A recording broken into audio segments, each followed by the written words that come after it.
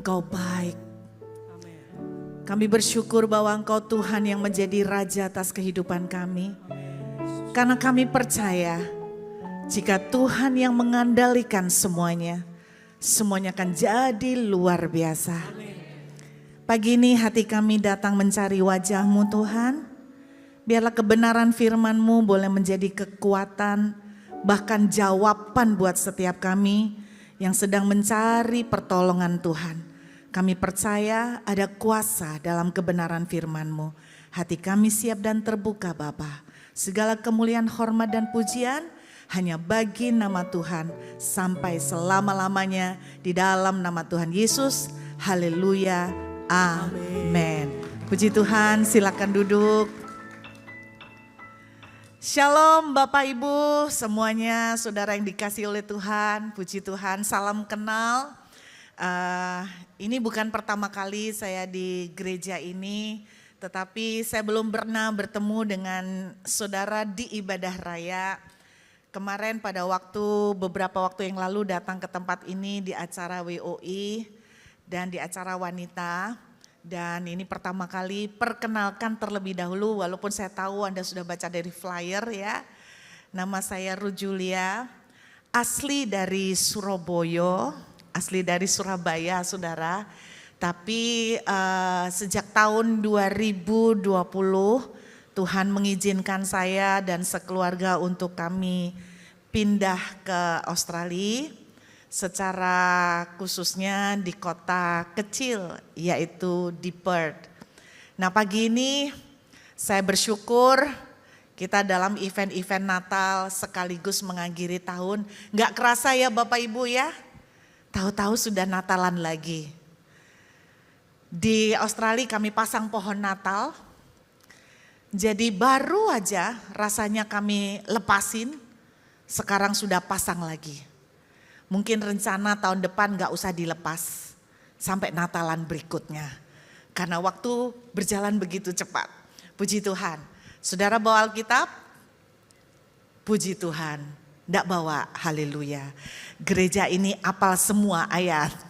Saya mau mengajak kita membuka dalam Lukas pasal yang kedua. Kita lihat Lukas pasal yang kedua. Mulai dari ayat pertama sampai selesai. Ayat 7, Lukas pasal kedua ayat pertama sampai dengan ayat ke-7. Saya akan membacakan buat saudara ya. Pada waktu itu Kaisar Agustus mengeluarkan suatu perintah, menyuruh mendaftarkan semua orang di seluruh dunia. Inilah pendaftaran yang pertama kali diadakan sewaktu Kirenius menjadi wali negeri di Syria, maka pergilah semua orang mendaftarkan diri masing-masing di kotanya sendiri. Demikian juga Yusuf pergi dari kota Nazaret di Galilea ke Yudea ke kota Daud yang bernama Bethlehem karena ia berasal dari keluarga dan keturunan Daud, supaya didaftarkan bersama-sama dengan Maria tunangannya yang sedang mengandung. Ketika mereka di situ, tibalah waktunya bagi Maria untuk bersalin, dan ia melahirkan seorang anak laki-laki, anaknya yang sulung, dibungkusnya dengan lampin, dibaringkannya dalam palungan karena tidak ada tempat bagi mereka di rumah penginapan.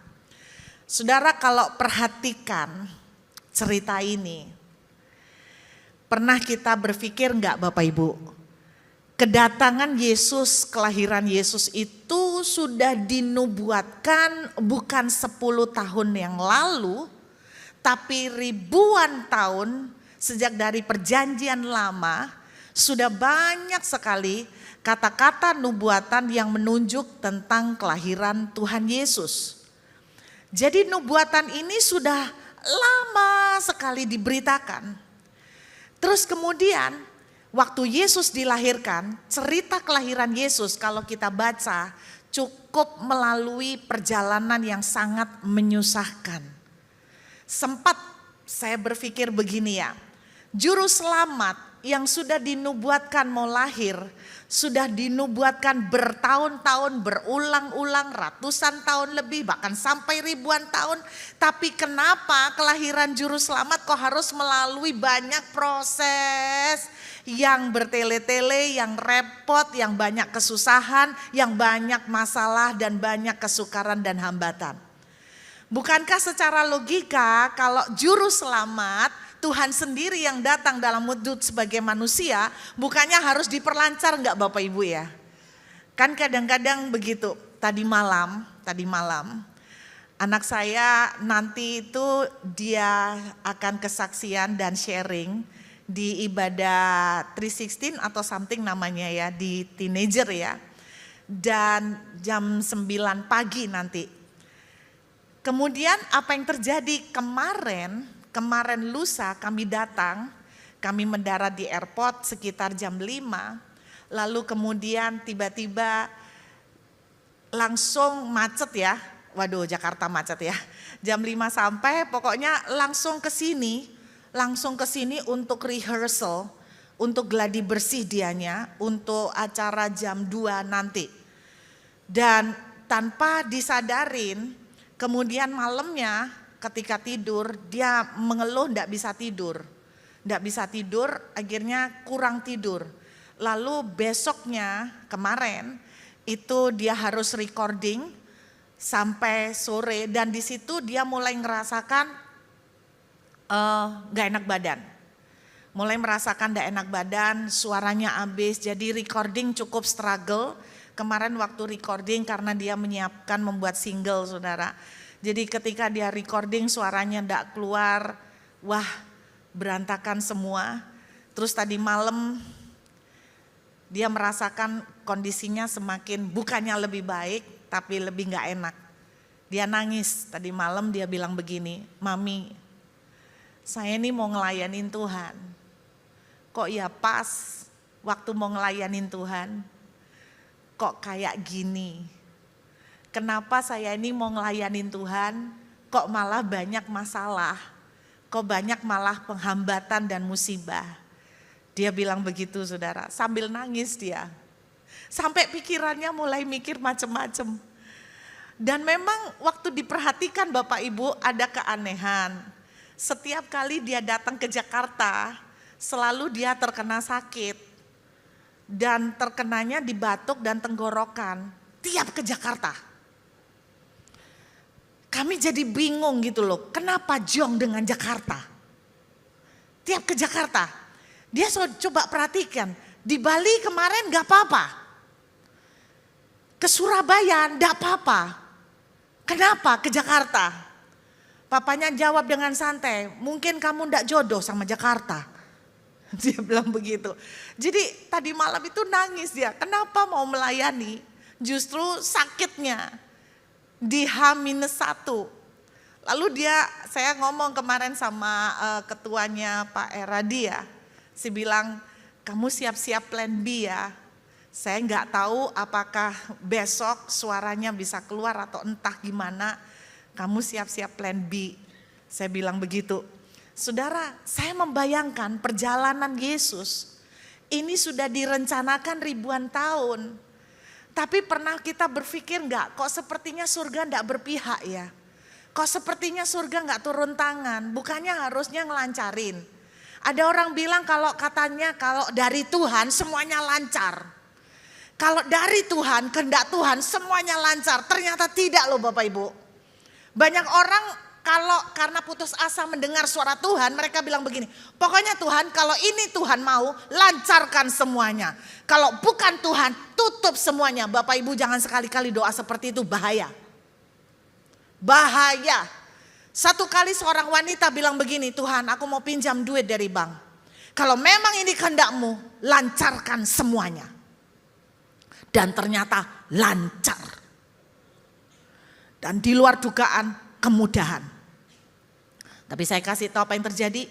Sampai sekian tahun dia terjebak gali lubang, tutup lubang gara-gara pinjaman ke bank. Jadi jangan diartikan kalau lancar Tuhan berkenan. Belum tentu. Amin. Jadi kalau Anda mau pinjam duit sama bank, jangan berdoa, lancarkan Tuhan. Karena tidak selalu yang lancar itu dari Tuhan. Anda lihat di Alkitab, Tuhan bilang sama Yusuf, kamu akan aku jadikan pemimpin. Tuhan bilang sama Ishak, aku akan memberkati kamu. Anda perhatikan apa yang terjadi setelah itu. 180 derajat terbalik, betul nggak Bapak Ibu? Jadi Bapak Ibu jangan seneng-seneng kalau dapat nubuatan. Di Surabaya ya, bukan Jakarta. Jakarta mah baik-baik. Di Surabaya banyak yang suka kulaan nubuatan. Anda ngerti kulaan gak ya? Bahasa Jakarta apa ya kulaan ya? Hah? Sama? Oh bukan jualan. Di Surabaya banyak yang suka koleksi nubuatan. Di mana ada hamba Tuhan profetik datang, lalu berbaris minta tumpang tangan, mau dengarkan pesan Tuhan apa. Bahkan kadang-kadang di dalam satu persekutuan doa, kalau ada hamba Tuhan dua, gantian mereka ke sini dan ke sini saling cross check. Hamba Tuhan ini dapat pesan apa buat saya? Yang satunya dapat pesan apa? Gila kan? Dan saudara jangan dipikir enak loh dapat nubuatan. Ketika saudara dapat nubuatan, anakku jangan takut, kamu akan kuberkati. Anda akan menyaksikan tidak lama setelah itu kebalik. Lu serius? Anakku jangan takut, aku akan membuat pekerjaanmu diberkati luar biasa. Jangan takut, jangan kaget. Setelah itu kebalik. Makin sepi, makin gak jalan, omset turun. Loh saya mau tanya, kalau Anda minta Tuhan begini, Tuhan berikan aku berkat yang banyak. Anda perhatikan, pasti diizinkan Tuhan ngalamin gak ada berkat. Sehingga dari situ Anda melihat mujizat, betul enggak? Tapi yang tidak dipikirkan orang mengalami fase kekeringannya. Nah sama, jadi jangan diartikan semua yang dari Tuhan selalu lancar. Nah Yesus sudah dinubuatkan kedatangannya, tapi kita lihat. Kembali ke Lukas pasal 2, perhatikan ya ayat yang pertama. Coba saudara lihat Lukas pasal 2. Pada waktu itu Kaisar Agustus mengeluarkan satu perintah, menyuruh semua orang didaftarkan ya. Di seluruh dunia. Ayat 2, perhatikan kata-kata ini. Inilah pendaftaran yang pertama kali. Pertama kali. Bapak Ibu, ada 365 hari dalam satu tahun. Ada ribuan hari dalam sekian ribu tahun. Kenapa harus pas hari itu ada sensus? Kok ya nggak pilih hari yang lain? Tuhan sanggup gak? Tuhan berkuasa, tapi kenapa kok nggak pilih hari yang lain? Kok ya pas waktunya Maria hamil tua? Kok ya pas waktunya nggak cocok buat manusia? Dan gara-gara peraturan sensus, akhirnya mewajibkan termasuk Yosef sama Maria harus kembali ke Bethlehem melakukan perjalanan jalan panjang di hari di mana hamil tua. Kata orang kalau mau nanti hamilnya kelahirannya lancar suruh jalan banyak. Ini sangat banyak. Sehingga ketika sampai di Bethlehem kebanyakan jalan rasanya ya. Langsung itu lancar sekali. Kok ya pas ada hari yang lain, kok ya milih hari itu ketika Maria itu hamil tua. Apa Tuhan tidak berkuasa memilih hari?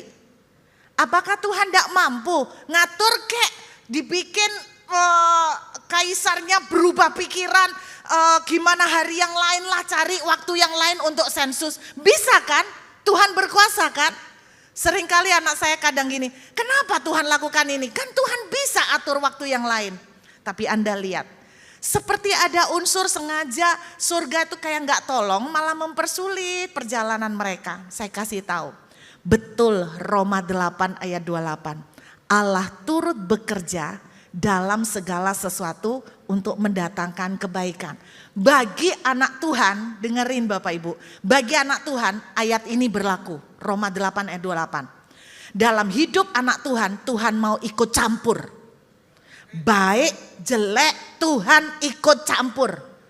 Bagi yang di luar anak Tuhan, itu urusan lain.